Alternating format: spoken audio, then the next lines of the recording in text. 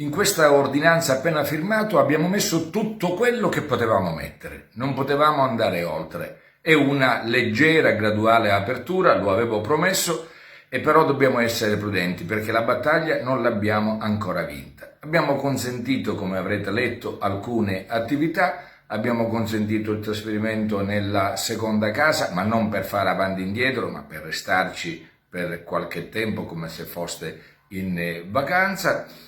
Abbiamo consentito la toeletta per gli animali, abbiamo consentito le attività della ristorazione, dei bar, delle gelaterie e delle pasticcerie con asporto.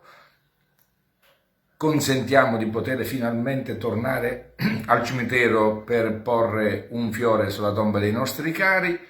Rimaniamo congelati negli ingressi e negli accessi all'isola. Ecco, non possiamo spalancare le porte della Sicilia a chi viene dal resto d'Italia. Non è ancora il momento. Se sapremo comportarci nel rispetto delle norme di sicurezza, quindi la mascherina, quindi la distanza interpersonale di sicurezza, quindi l'uso dei guanti, tutte quelle accortezze e quelle cautele che servono a non diffondere il virus, io penso che nelle prossime settimane la maglia si potrà allargare, sperando che il dato epidemiologico possa darci ragione, ma sostanzialmente dipende da noi, da quello che ognuno di noi saprà fare essendo presente alle proprie responsabilità.